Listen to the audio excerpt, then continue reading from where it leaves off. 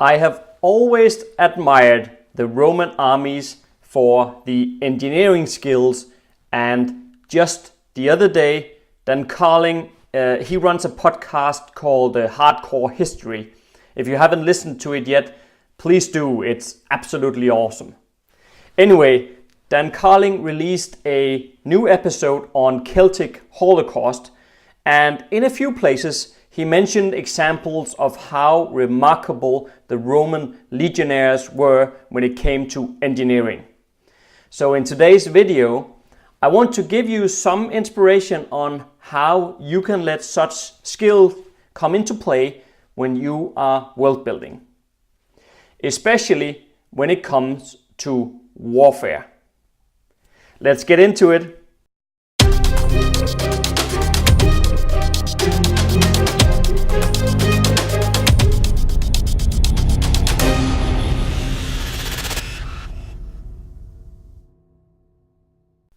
Hi guys, my name is Jesper and welcome to the Fane of Fantasy.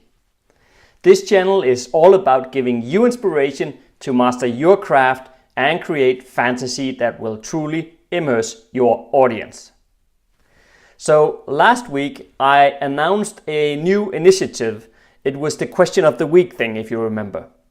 And going forward, I will start out by summarizing, well, you know what?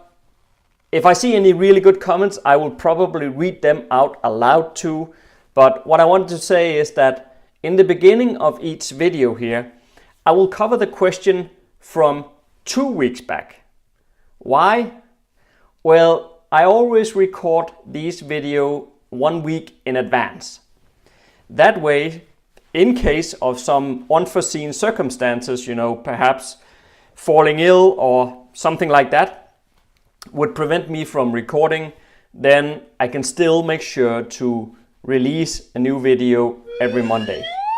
So I hope that you can find that an acceptable enough reason that we always have to look 2 weeks back to follow up on a question of the week.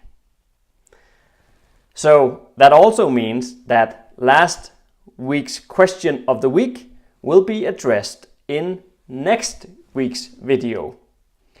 And for this video, well, I don't have any follow-up to do because I just started this initiative here. So does that make sense? I hope it does. Anyway, let's get on with today's topic, and towards the end of the video I will post this week's question of the week. The Romans were exceptional in the ancient world when it came to military engineering.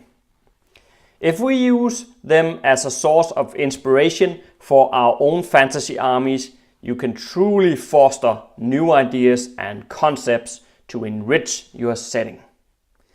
The Roman legionaries built many of the greatest works of the Roman Empire, including its extensive network of roads, watchtowers, forts, and not to mention the aqueducts that brought water to the cities and towns.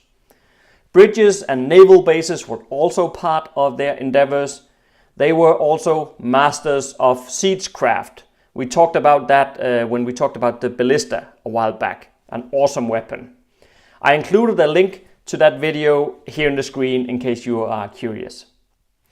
Caesar was really the one who brought these capabilities into the army, because before his time, they had been a separate corps of engineers, but by incorporating these, superior engineering skills, really, Caesar gained capabilities that we can truly use for inspiration. To show you what I'm talking about, let's use how the Roman army camped as an example. Now, try to imagine an open field. What does it usually look like when ancient armies make camp? Well, there will be tents all over the place, right? Well, not when we're talking about the Romans. After a day's marching, they would construct a fortified camp. All they required for materials were earth, turf, and timber. a Roman legion could throw up fortifications in just a few hours. Think about this for a second. So you are on the opposing side of the combat and are about to fight the Romans. So you come across this nice open piece of terrain, perfect for your cavalry to slaughter the Romans. This will do well, so tomorrow morning you will teach this Roman army a lesson once and for all. Only when you wake up, there is a fort standing right there, and what you thought an easy fight has just turned anything but. It's crazy, right? So the Roman soldiers were just this good. Every man knew exactly where to stand and exactly what to do. This is what essentially allowed the speedy construction. No other army, no one at this time could match the Romans in these endeavors. So if you need more convincing than that, then consider this. When Caesar's army occupied Alesia, that's an ancient city in what we today call France, they built a 10-mile long siege wall outside the city in order to besiege it. And it was said that it was impossible to take the city, so Caesar decided to starve them out. I guess that's what he decided. Anyway, the trouble Caesar had was that a relief army was supposed to show up and liberate the city of Alesia. And he, being Caesar, for obvious reasons, didn't want such a force to fall in his rear. So what do? Well, his army just constructed another siege wall facing outward. So essentially, the Roman army operated in between these two 10-mile long walls, and the relief army did show up, and Caesar did win the battle. It was close call though, but that's not the real reason of why I'm bringing this to your attention. No, instead, I hope that it gets those cylinders of imagination in your brain pumping. If you think about it for a second, we are talking about a battle that took place in 52 BC here. Yet, an army of this time could muster this level of ingenuity and establish not one, but two 10-mile long siege walls. I find it utterly fascinating, really. If you agree, please hit the like button below and share this video with a friend too. We want to spread the vibes of inspiration so far and wide as we possibly can. Caesar did not only win the Battle of Alesia because of the fortifications.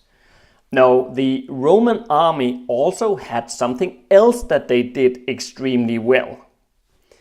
They created pits filled with stakes that would pierce the enemies. The sort of pits that you sometimes see in the movies as well, where it's all like covered up with leaves and stuff, so you can't see it before you fall in.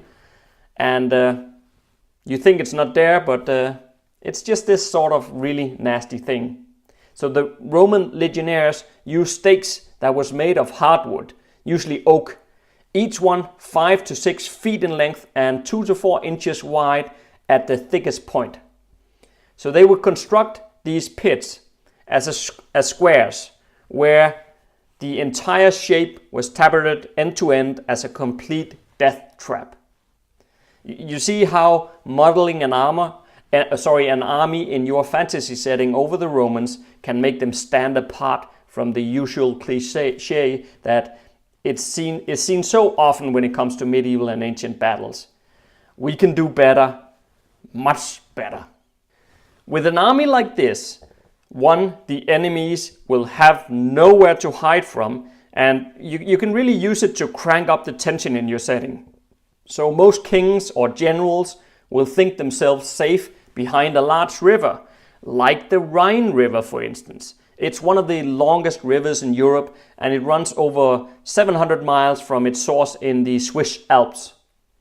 And this was exactly the way the Germans thought during the Gallic War. The Romans can't reach us over here, right?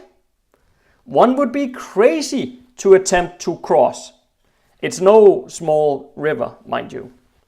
But Caesar would not allow the Germans, well, anyone, I guess, the luxury to escape his grasp. So he didn't feel that boats was a good way to cross this river.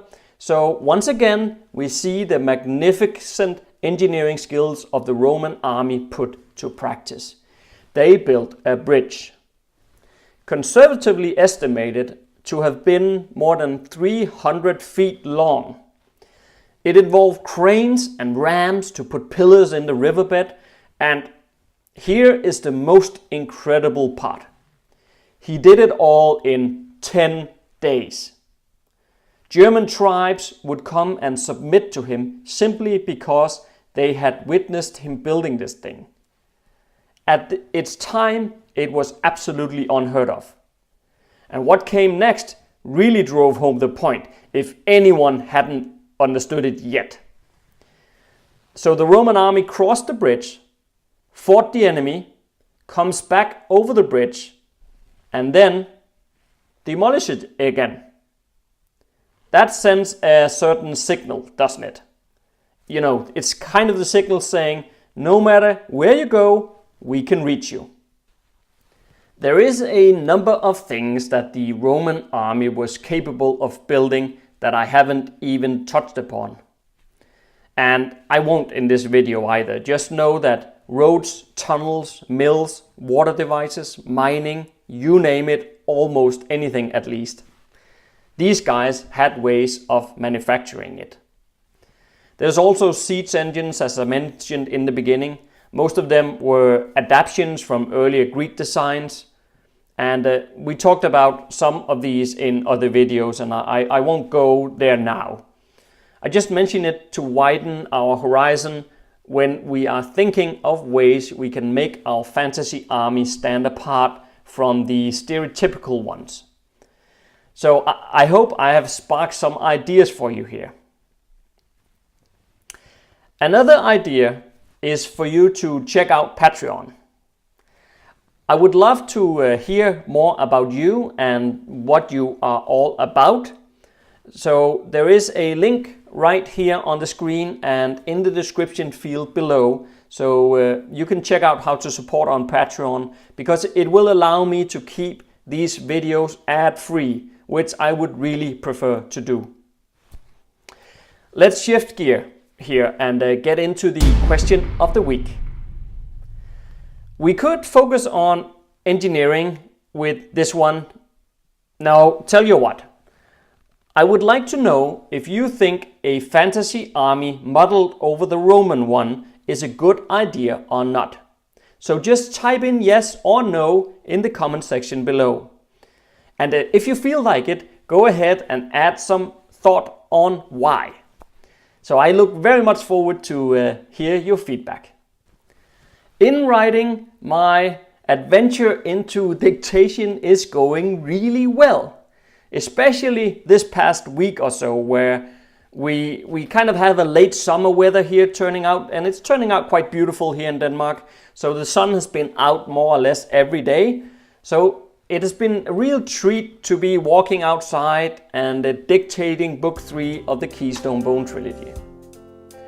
I'll admit that my legs have felt it too, though. You know, it takes me about 2 hours to write a chapter. So 2 hours of walking does take its toll on me. But it's great, and about 15,000 words in 1 week.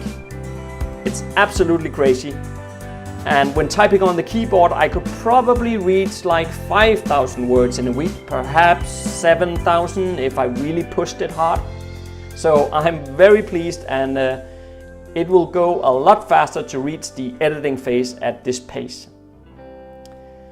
Do make sure to subscribe to get your weekly dose of fantasy. And all there's left to say is stay safe out there, and see you next Monday.